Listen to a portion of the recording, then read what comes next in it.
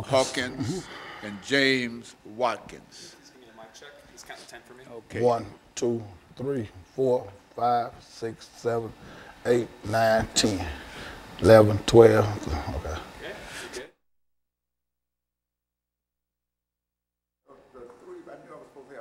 Count to 10 for me. 1, 2, 3, 4, 5, 6, 7, 8, 9, 10. Okay. Yes, sir. My name is Dr. James Haney. Okay, so what we'll do, Mr. Hawkins and Mr. Watkins, is to maybe, let's see, you say you've been involved in this for 20-odd years, dealing with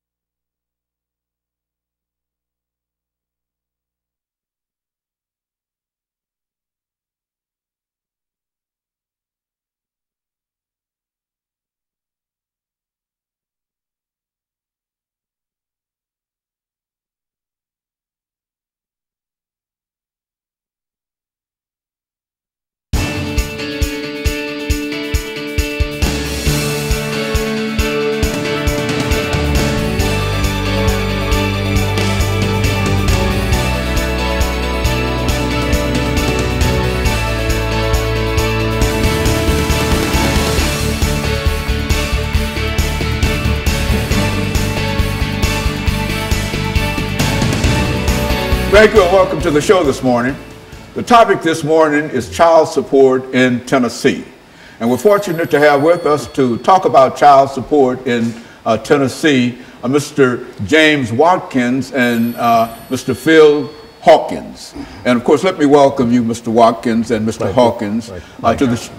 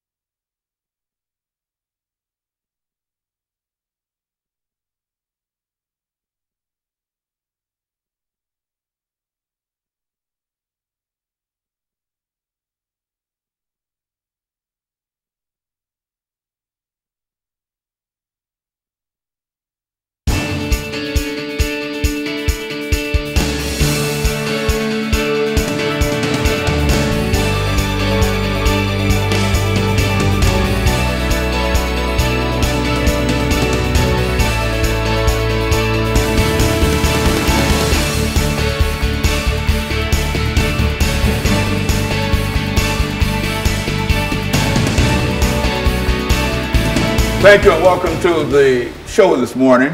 The topic this morning is child support in the state of Tennessee. And we're fortunate to have to talk about child support in the state of Tennessee, Mr. James Watkins and Mr. PHawkins, both individuals who have quite a bit of information in reference to child support in the state of Tennessee. And of course, Mr. Watkins, let's have you and Mr. Hawkins to give us some information in reference to your background, your education, and some of your experiences. And then after this first segment is over, then we'll be able to get into the second segment dealing with child support in Tennessee. First, let's give you about 2.5 or 3 minutes to talk about your background, your education, and some of your experiences, and after which Mr. Hawkins will do the same. All right. My name is James Watkins. I'm a 44-year-old male. My background is I'm the president of the Dads Against Destruction. It's a program we try to help dads change their lives around to making better choices and decisions where they're going in life. My background in education, I attended White Creek Comprehensive High School. I left school in 1991. I left from there. I didn't graduate, but I did a few years later, wind up getting my GED. Then after I received my GED, I went on off to college in Flathead Valley Community College. That's in Montana, Kalispell, Montana. So that's my education. And what I did with child support is I've been dealing with child support for over 20 years. I have 2 adult kids, and the situation with that is the way it's been explained to me is I'll be paying child support, the rest of my life due to the way the state has set things up, to where that you're not just only paying child support, but you also paying interest fees and back this and back that, and to where I'm paying more to the state than I'm paying to the child support right now. And so in a real sense, what you're saying here, Mr. Hawkins, Mr. Watkins, is that the state of Tennessee has some issues dealing with child support that the two of you and Mr. Hawkins will be able to talk about. But first, let's get some information from you, Mr. Hawkins, Phil Hawkins, in reference to your background, education, and what really brought you to us this morning. Okay, good evening. I'd like to thank you for us being here. I'm Phil Hawkins, the CEO of Dads Against Destruction. What brought us here is that it's time for us to stand up, man up, and get this out. A lot of men don't even want to work no more these days. So we out here now trying to advocate for the men, to get the men back in the household and get the system back. Right now, the system trying to raise our kids, and it can't happen like that. And so in a real sense, let's since you've been involved with child support in the state of Tennessee for quite a while, let's give our audience some information in reference to what we mean in reality when we say child support in Tennessee, who has to pay it and how much you have to pay it and how long you have to pay it. Let's do it from that perspective. The way it's set up, from my understanding, it's supposed to be for 18 years until your child turns 18 years old. Then it can go even further because of they're going to college and stuff. I can understand all that, but situations in life happen. Man's job might slow down at different points of the season, to where he's not able to make his whole payment, or he might lose a job, or just things happen. But that doesn't stop child support from running, and as it keeps running, if you miss, it's like a credit. If you miss a payment, if you don't pay your whole full balance, they're gonna charge you a late fee. And this is how I feel about it, because I'm paying late fees every day, all day long, because of I'm just might be slow on getting the payment, makes me slow at work and stuff, and I'm not even making a payment. But it's just a system to where it's like it makes you feel like the state getting more out of it than the child is. And so, Mr. Hawkins, what we're saying is that when we talk about child support, we're not just talking about a simple kind of thing of buying diapers and baby food and et cetera for a certain time. But I think as Mr. Watkins has indicated, that he has been involved in it for more than 18, 20 odd years. And so, what we're going to do, Mr. Hawkins, is to take this first commercial break. We've got about a half a minute. Okay. And when we come back, we want you to talk about child support in the state of Tennessee by defining what we mean when we talk about child support and the impact that child support is having upon individuals. After when we come back, you give us some statements in reference to your background, your education, and some of your experiences, and then we'll get into that part of it, and that will allow us to first get a definition. Right. Because I think a large number of folks, when they think about child support, generally think in terms of buying baby bottles and et cetera, and et cetera. But it seems that we're talking about something that lasts 14, 15, 20 years, and I think that that's a different situation. And so when we come back, I feel what we'll do is to allow you to start us off, and we'll be back with our audience following this very, very short commercial break.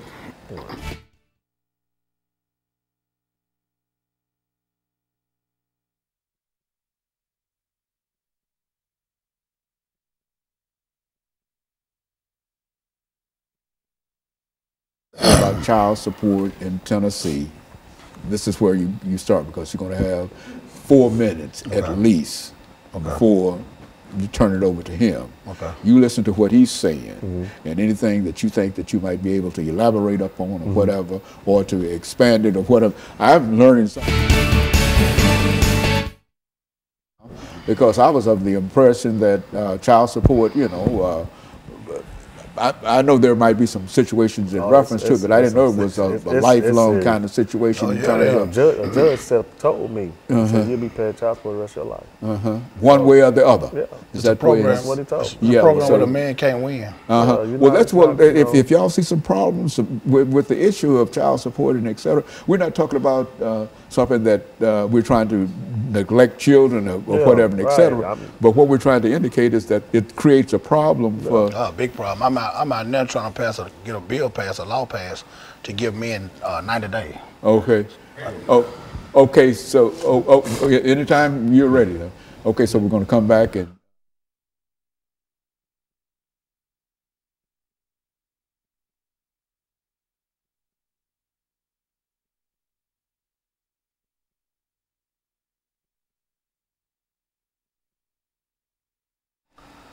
Thank you, and welcome back to the second segment of the show for today. The topic is child support in Tennessee, and we have with us to talk about child support in Tennessee, Mr. James Watkins and Mr. Phil Hawkins. And so, Mr. Hawkins, let's see if we can get some information from you, because we were unable to get it the last time, from you in reference to your background, your education, and some of your experiences that led you to us this morning, and then make some statements in reference to child support in Tennessee, and then we'll move to Mr. Watkins and allow him to sort of finish this segment for the morning. Okay. Well, I came out of Glencliff High School, like my buddy here, didn't graduate, went through the system to graduate, get GED, and just got, you know, going through life changes, ups and downs. But we also been in the child support system, like he said, 20, 30 years, where we can't win, you know, and it's time for us to take back our stand on it. We keep falling for everything. We got to stand for something. And this child support thing, it got to be, well, the average man these days don't even want to work a job. You know, they taking half his check, the child at home don't get the money, the state taking all their money, and then you left with $100, $200 to feed for 2 or 3 kids. So that's what we man up. We're taking back our lives. We're addressing the issues now. It's time for us to, you know, do what we need to do to get these fathers back home. Maybe we stop some of this gun violence, you know, because the father's not there, he can't raise his kids. But if you bring a father in, he can discipline his kids. The state can't do it by itself no more. Now, when we talk about child support, and I think a large number of members of our audience might think in terms of supporting that child for a certain amount of years and et cetera. But what's your view in terms of child support, which is to say that you are paying for your child, yes, sir, but at the same time there are some issues that you like to deal with? Yes, sir. I found out just the other day, I'm advocating child support every day. I just found out the other day I was with my kid's parents, my kid's mother, 24 years. And I just found out the other day I'm $139,000 behind on child support payments. So how that system add up? I was with my kids every day of their life, all 3 of them. But I'm behind, I take care of my kids. You know, it's how the system is trying to portray us as not doing, but because we're not paying the system. But we keep paying the system, we can't we can't feed the child. We gotta have something for a man to live. And so are you still with your wife? No, sir. But you're still paying to support your children every day. And you feel that they're taking more money out of whatever salary you have, yes, sir, and some of that money does not go to the child. None of the money go back. But the money, for the most part, goes to the state. Yes, sir. Well, what do you think about that, Mr. Watkins? I mean, it is true. As you just asked me, without going towards the child, it's true. I've had the mother me call me and ask me, well, when is your job going to send the money? I said, what do you mean? It's coming out of my check. Mm-hmm. Well, they send it when they want to send it. And it causes conflict within the household. Mm-hmm. I've lost a house. I lost my family. I've lost cars. I've lost jobs and everything. I've lost my freedom over child support. And, you know, it took a real big toll on me mentally and emotionally because, you know, I desire to be home with my kids. My kids are my everything.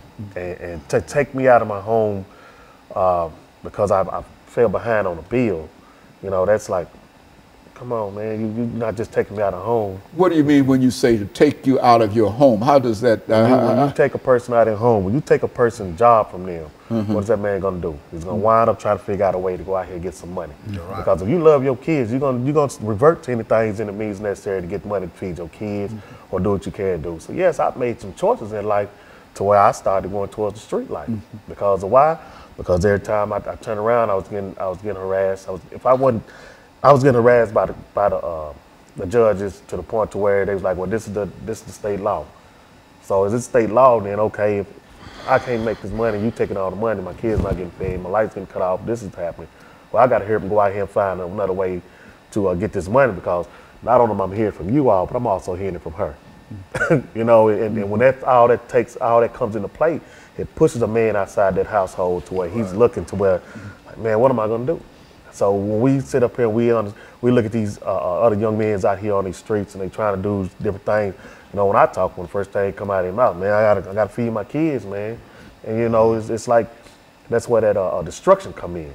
So me and PHawkins, we have been through it and we have fought through many things to try to maintain a fatherly relationship with our kids and everything, which we still do. Just because they took us out the home don't mean we still ain't in our kids' lives. But we still try to you know, educate the younger men, the future and everything to, hey, we're gonna try to get some help because I know where you've been, I know where you're going and stuff. So, Phil, when you think in terms of child support in Tennessee, what would you consider to be the most destructive thing that the state of Tennessee is doing in order to either help you or prevent you from really supporting your children? I mean, the first thing they're doing, they need to let the dads or father be a father. The state cannot raise or come in a household and raise kids. And that's what they're doing. They make sure the father's not there by leading the mother wrong. Make sure the father not there. So there you go. You got a son and daughter just being raised by the system. And we already know that's going to lead to a broken cycle. So we out here now trying to bring that cycle to fix the broken cycle. You know, to get this right, bring the fathers back in the home, take care of the kids, take care of their families. It's just a man-up process. You know, we need help with it. And so if the state is paying that household child support, the father cannot be in the household. Is that what we're saying? That's right. And so which means that I think, as you were indicating, Mr. Watkins, that sort of pushes you out into the street. Yeah, you see, in order for her to receive. A man is going to try to figure out some way to not only that you push that man outside that household, but he also got to go find a house to where he got to stay now. Right. So that's another bill. That's another situation where he got to, like, okay, he got to go and try to wind up in a shelter. You're going to wind up in a hotel. You're going to wind up in a friend's house. You bouncing around in different places, trying to live and trying to provide and stuff. It takes away your self-esteem. Downhill spiral. Yeah, and that's what we call destruction. So it's when you know, it does a lot of good, but then also it does a lot of harm too. Because when you take that man out of that household, then you got these young boys running around here, and then you telling me I can't discipline my child. Then you go to school, you get in trouble, you get secret indictments out on you because of you discipline your child because your child stayed there. Well, the man in the household doing something wrong, so let's get him out of here. No, not every man is doing something destructive to tear his child down. So there is, over the last 22 seconds we have in this segment, there is no father in a household where there is child support. That's right. Right. And the ones there, the state still want their money too. Yeah. That's a no-win battle. And that creates a real problem. And of course, what we'll do, we'll take this second commercial break, and we'll be back with our audience following this very, very short commercial break.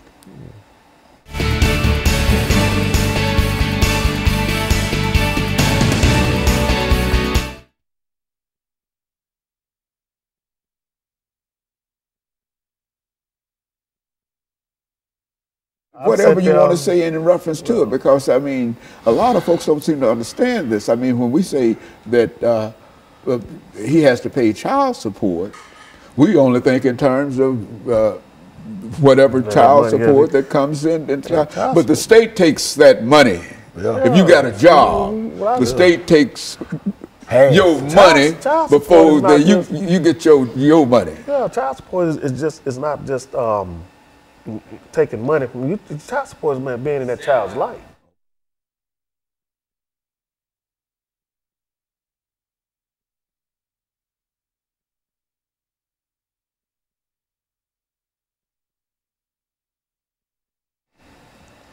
Thank you, and welcome back to the final segment of the show for today.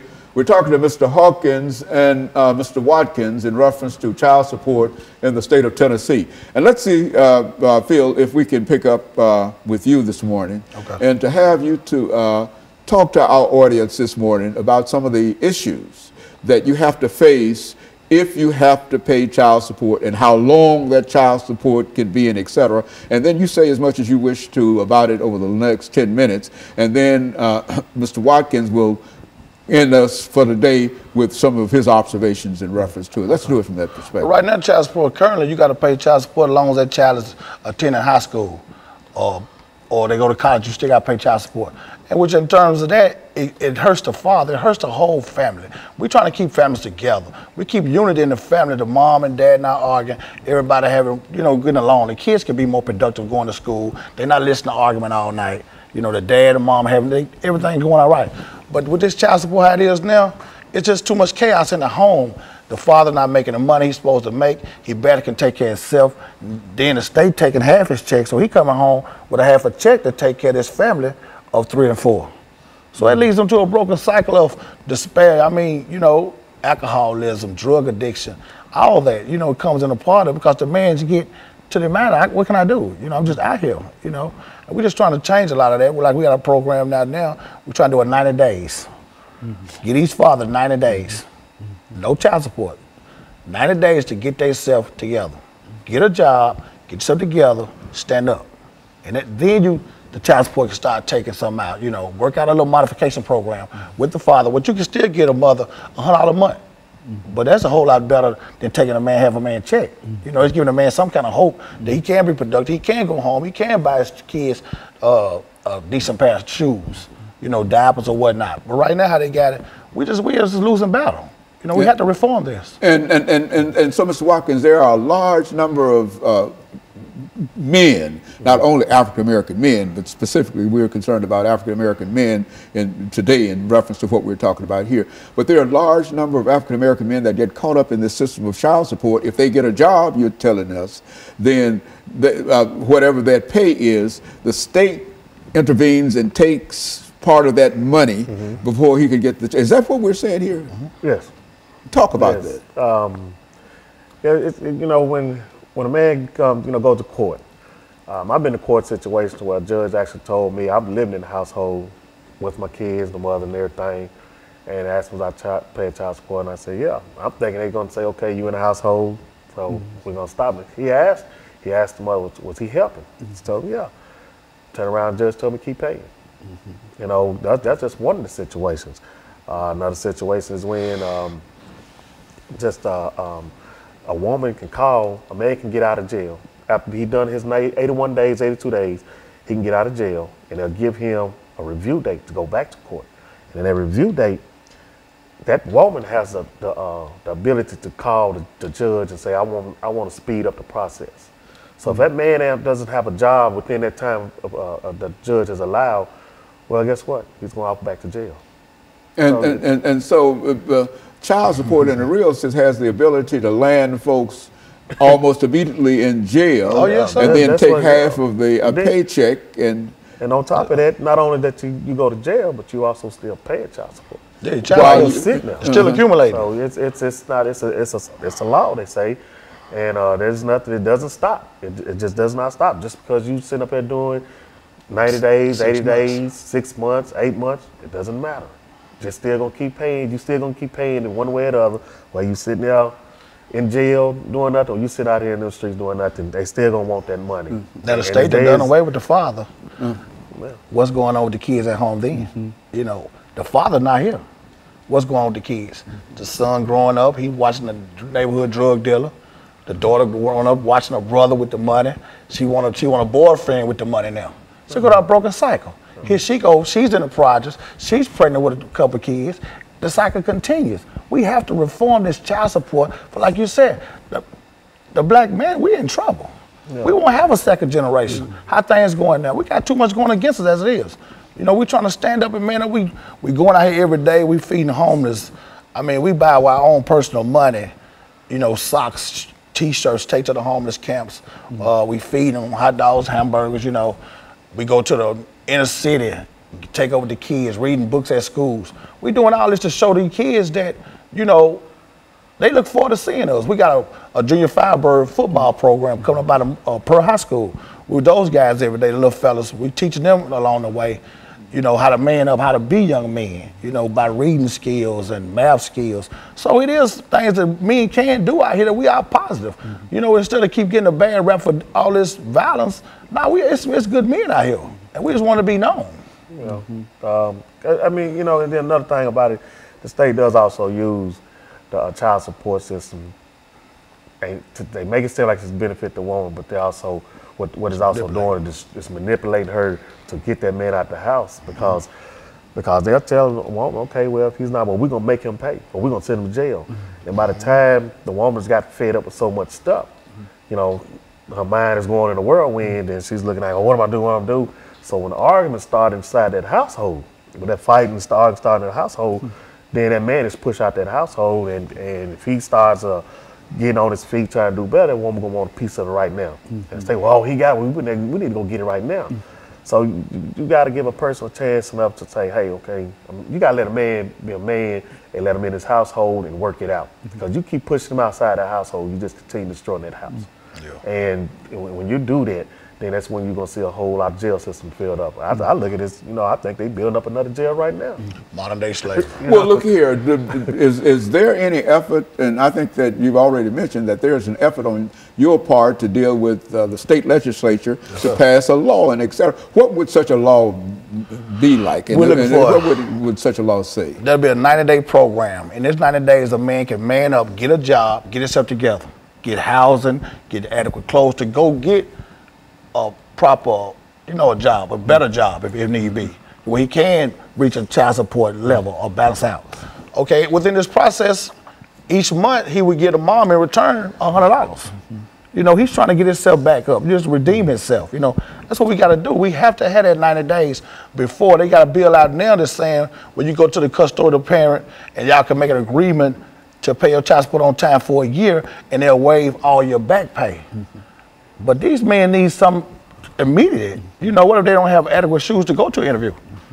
Give them a chance to get on their feet where they can be productive citizens, and then go into it. A person who might be arrested, Mr. Watkins, we're saying, for not paying child support, that he serves his and as soon as he's out of jail, he's been in jail for whatever that time might be, and as soon as he's out of jail, he has to immediately start paying child support. That's right. Is that what we're saying? And that's why you feel that there ought to be some kind of reform within the system. Help us out. We gotta give us a time frame. You know, 90 days. We can get out, get on our feet, get a nice decent job, get adequate clothing. You know, to be productive. When you're just coming out of jail, you're behind. You know, everybody needs assistance. Sometimes there's a lot of men who didn't choose the right path, but a lot of men who have. You have men in the household that's all working, that's all taking care of their kids, and they still is in the child support system. You know, so it's a no-win situation for us. So it's a real problem when a mother decides that she's going to have that individual, her husband, to pay child support. That has created a real problem for him. Is that what? Oh yeah, because you're taking the man's self-esteem away from him. because you know, a man that's living inside a household, taking care of his kid, prides himself off of that. You know, and when you keep talking about money, and then this man go out and work a legal job, and you make him feel like, hey, it's not enough money. You know, you take his self-esteem down to where that'll break a man down to the point where he stopped doing other things. And like I said, destruction could come to where you could be turned to alcoholic, drug abuse, and all that. And it's just a lot. It's a wide variety of things that could happen. And that's why we're like, okay, let's see if we can get together and talk to the mayors, the governors, legislators, and stuff to see how we can get the man and the woman back to working together as one to bring it back to the household and build these households up and build these kids back up to where it's supposed to be. And so over the last 10 seconds we have here, so that's the objective of your organization, to sort of bring the state legislature and others together to deal with this as an issue. And of course, let me thank the two of you for coming by, and let me encourage our audience to tune in again next week to another informative edition of Comments. Thank you and